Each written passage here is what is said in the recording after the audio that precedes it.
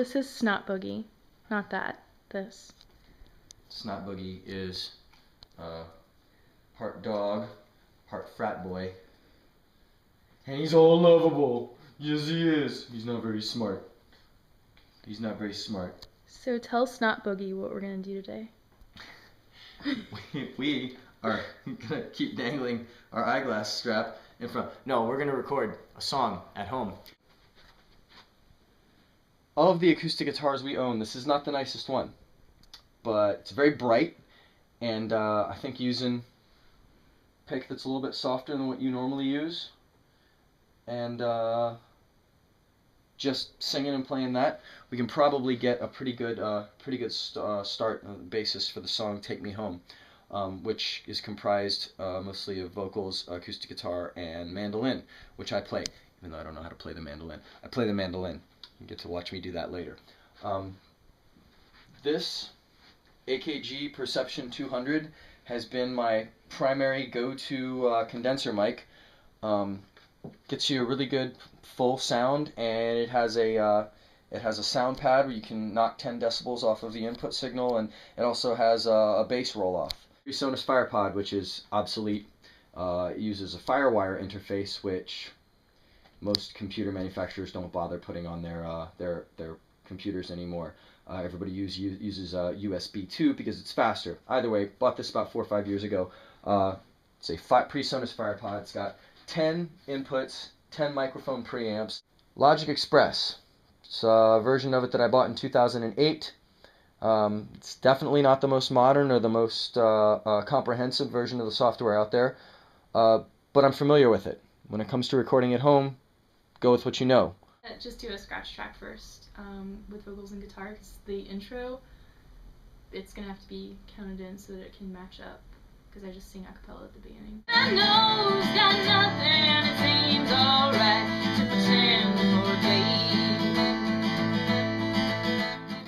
Studio time interrupted and to discuss dinner. It's a very important part of the process. And what we've come up with is that we're going to eat what most of the world that's fortunate enough to have something to eat eats. We're eating beans and rice.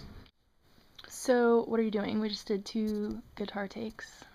This is actually fairly rudimentary as far as editing goes with software recording.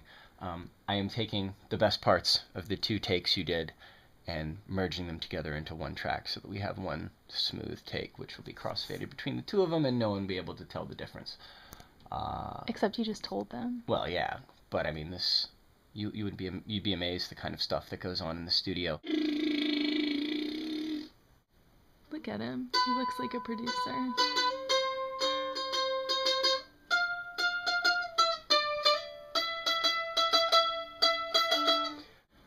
Once again, we're doing things totally wrong here, and I'm pretty sure it's going to come out for the best. Those of you who have noticed my outfit change, this is not my mandolin playing shirt. It's just a couple days have elapsed since when we did Aaron's parts and when we did mine.